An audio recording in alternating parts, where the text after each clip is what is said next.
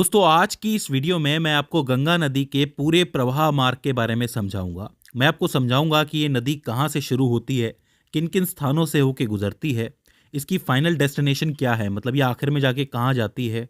इसके अलावा इसकी सहायक नदियाँ कौन कौन सी होती हैं, ये सारी की सारी चीज़ें आज हम लोग समझेंगे। तो आप कह सकते हो कि पूरा गंगा नदी का तंत्र आपको एक नक्शे से समझ में आ जाएगा। अब आपका पहला काम तो ये है कि जो चीज़ मैं आपको नक्शे से समझाऊंगा पहले तो आपको वो बनानी है। इसके अलावा साथ के साथ जो मैं फैक्ट्स आपको बताता हूँ उसको आपको लिखते जाना है, क्योंकि उससे डायरेक्टली प्रश्न बनते हैं। तो ज़्यादा देर ना करते हुए हम शुरू करते हैं। देखिए, सबसे पहले तो कुछ चीज़ें जान लीजिए गंगा नदी के बारे में। भारत की भूमि पर बहने वाली सबसे लंबी नदी गंगा नदी ही है, जिसकी लंबाई तकरीबन 2525 किलोमीटर है। यानी कि बहुत लंबा ये बहती है, बहुत लंबा इसका मार्ग होता है। ठीक है। ये नदी दो देशों से होकर गुजरती है, एक तो भारत है, दूसरा बांग्लादेश है। भारत में इसे गंगा नदी के नाम से जाना जाता है, वहीं बांग्लादेश में इसे पद्मा नदी के नाम से जाना जाता है। ठीक है। अच्छा, भारत के ऐसे 5 राज्य हैं जिस पे से गंगा नदी होके गुजरती है। एक है उत्तराखंड, जहाँ से ये शुरू होती है। फिर आता है उत्तर प्रदेश, फिर बिहार, फिर झारखंड के थोड़े बहुत हिस्से, और फिर पश्चिम बंगाल। अभी इस रास्ते को मैं आपको अच्छी तरीके से मैप की मदद से समझाऊंगा और आपको अच्छी तरह समझ में आएगा। देखिए, गंगा नदी जो है वो अपने स्वयं शुद्धिकरण गुणों के कारण जानी जाती है। मतलब ऐसा कहा जाता है कि इसके अंदर कीड़े नहीं लगते। इसका क्या कारण है? देखो, इस नदी में ऑक्सीजन का स्तर जो होता है वो बहुत ज़्यादा होता है, जिसकी वजह से इसका पानी लंबे समय तक ताज़ा बना रहता है। वैज्ञानिकों के मुताबिक इस गंगा नदी के पानी में बैक्टीरियोफेज नामक एक वायरस होता है जो हानिकारक सूक्ष्म जीवाणुओं से लड़ता है, मतलब उन्हें पनपने ही नहीं देता, और इस वजह से ये पानी लंबे समय तक ताज़ा बना रहता है और साथ ही इसमें कीड़े भी नहीं लगते। तो ये जो स्वयं शुद्धिकरण का गुण है ये बहुत इंपॉर्टेंट होता है गंगा नदी के लिए। इस चीज़ को आपको याद रखना है। अच्छा, दो चीज़ें और हैं। पहली ये कि गंगा नदी को 2008 में भारत की राष्ट्रीय नदी घोषित किया गया था। भारत की राष्ट्रीय नदी कौन सी है पूछा जाता है तो आपको गंगा नदी लिखनी है। और गंगा नदी के अंदर जो डॉल्फिन पाई जाती है, गंगा डॉल्फिन जिसको कहते हैं, उसको भारत का राष्ट्रीय जलीय जीव घोषित किया गया है। तो ये दो फैक्ट हैं जो पूछ लिए जाते हैं कि भारत की राष्ट्रीय नदी कौन सी है और भारत का राष्ट्रीय जलीय जीव कौन सा है। चलिए, अब हम इसके प्रवाह मार्ग की बात करते हैं और शुरुआत करेंगे इसके उद्गम के साथ कि ये नदी शुरू कहाँ से होती है। तो देखो, ये नदी एक सतत वाहिनी नदी है, लगातार बहती रहती है। तो ये नदी निकलती ग्लेशियर से है। हमारे देश के अंदर बहुत सी ऐसी पहाड़ियां हैं जो बर्फ की बनी हुई हैं और उन्हें हम हिमानी के नाम से जानते हैं। तो एक हिमानी है जिसे गंगोत्री हिमानी कहा जाता है और दूसरी को संतोपत हिमानी कहा जाता है। इन दोनों हिमानियों से दो नदियां निकलती हैं। जो गंगोत्री हिमानी है उससे निकलती है आपकी भागीरथी नदी, और ये जो आपकी संतोपत है इससे निकलती है आपकी अलकनंदा। अब यहाँ से ध्यान देना, यहाँ से निकलेगी भागीरथी और यहाँ से निकलेगी आपकी अलकनंदा, जाके एक पॉइंट पे ये मिलती हैं जिसको आप कहते हो देवप्रयाग। और देवप्रयाग पे जाकर के ये दोनों आपस में जब मिलती हैं तब ये बनती है गंगा नदी।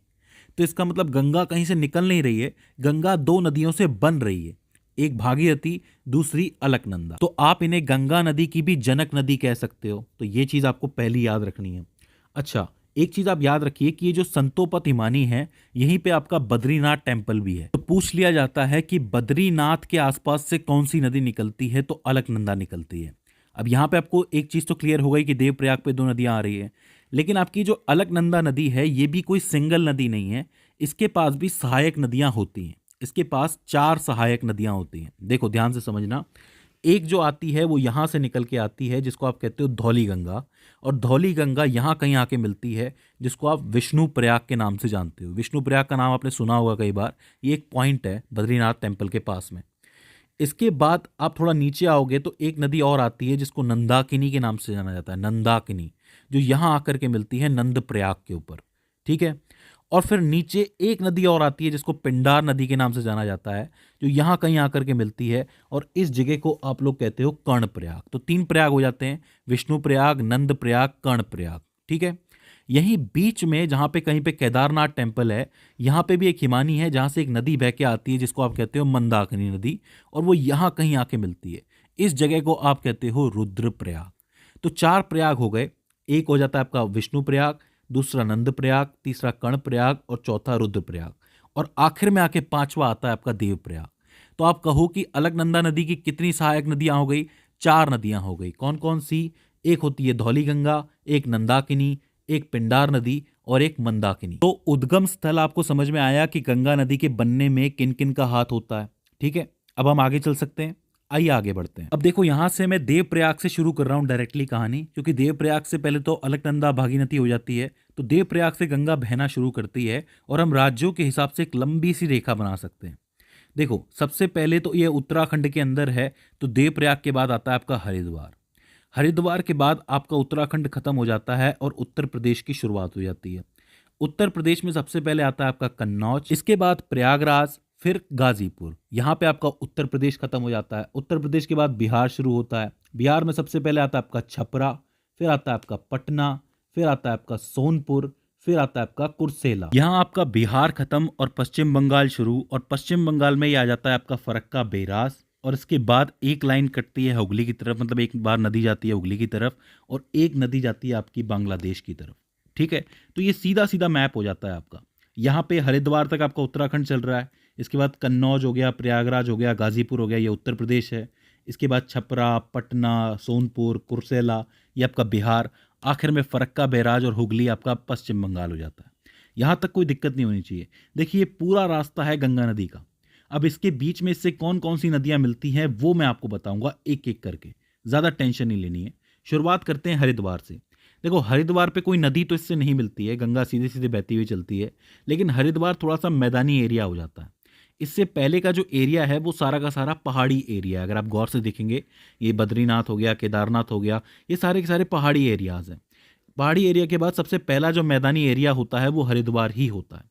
हरिद्वार से जब ये आगे बढ़ती है तो ये कन्नौज पहुंचती है, और कन्नौज में इससे पहली नदी मिलती है जिसको आप राम गंगा के नाम से जानते हो। राम गंगा नदी गंगा की पहली सहायक नदी है। तो पूछा जाता है कि गंगा की पहली सहायक नदी कौन सी है और वो कहाँ जाके मिलती है, तो आप लिखेंगे राम गंगा नदी है और कन्नौज में जाकर के मिलती है।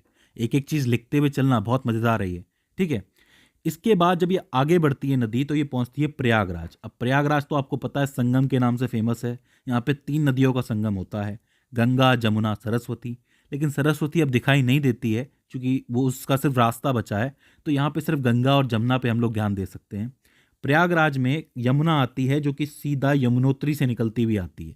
यमुनोत्री से ये चलेगी चलेगी और सीधा प्रयागराज में आके मिलेगी। तो आप कह सकते हो कि यमुना नदी जो है वो गंगा नदी की सबसे लंबी सहायक नदी है, क्योंकि ये बहुत लंबा रास्ता तय करके आती है। अच्छा, ये जो यमुना नदी है इसकी भी 3 सहायक नदियां हैं, मतलब इसमें भी 3 नदियां आकर के जुड़ती हैं। एक है चंबल नदी जो कि एमपी की बहुत फेमस नदी है, इसके बारे में आपने सुना होगा। एक है बेतवा जो कि विंध्या पर्वत से निकलती है, जो भी एमपी के अंदर है, विंध्याचल पर्वत। और एक है आपकी केन नदी जो कि कैमूर पहाड़ियों से निकलती है, ये भी एमपी के अंदर है। तो तीनों सहायक नदियां जो है वो एमपी से आकर के जुड़ती हैं यमुना के अंदर, और वो कहाँ जाकर के मिलती है, प्रयागराज के अंदर जाके मिलती है। यहां तक कोई दिक्कत है नहीं होनी चाहिए, बहुत ही सिंपल चल रहा है मामला, मजा भी बहुत आ रहा है। आगे चलते हैं। प्रयागराज के बाद ये नदी पहुंचती है गाजीपुर, और गाजीपुर में इसे एक नदी और मिलती है जिसको आप कहते हो गोमती नदी। ये जो गोमती नदी है इसको आप लखनऊ से याद रख सकते हो, क्योंकि लखनऊ इसी के किनारे बसा हुआ है, और ये निकलती है पीलीभीत उत्तर प्रदेश से। पीलीभीत का नाम आप याद रखना कि यहां से निकलती है गोमती नदी जो सीधे गाजीपुर में मिलती है गंगा से आके। अब गाजीपुर के साथ ही उत्तर प्रदेश का सफर खत्म और यहाँ पे बिहार का सफर शुरू हो जाता है। इसके बाद ये नदी पहुंचती है छपरा। अब छपरा पे इससे एक नदी मिलती है जो कि सीधे आती है आपकी नेपाल से। अब यहाँ इस चीज को ध्यान से समझना, नेपाल में 2 नदियां हैं, एक है आपकी काली नदी और एक है कर्णाली नदी। ये दोनों आकर के सेम मिलती हैं एक जगह पे। जब ये भारत पहुंचती हैं तो काली का नाम पड़ जाता है शारदा और कर्णाली का नाम पड़ जाता है घाघरा। फिर से समझ लो, 2 नदियां हैं जो नेपाल से निकल रही हैं, एक है काली एक है कर्णाली।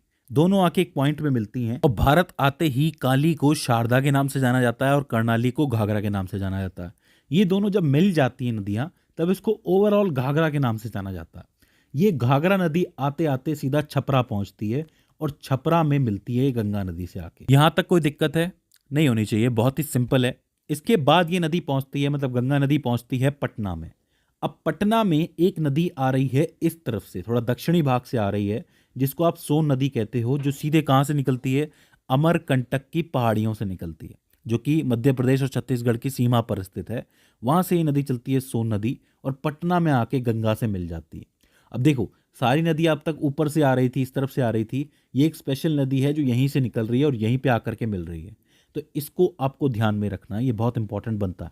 ठीक है, पटना के बाद ये नदी आगे बढ़ती है गंगा और पहुंचती है सोनपुर। लेकिन सोनपुर में एक नदी और आती है जो सीधे नेपाल से चलती हुई आ रही है, जिसको आप कहते हो गंडक नदी। अब इसे गंडकी नदी भी कहा जाता है। मैं आपको बता दूं कि ये नेपाल की प्रमुख नदियों में से एक है जो आकर के मिलती है आपके सोनपुर के अंदर।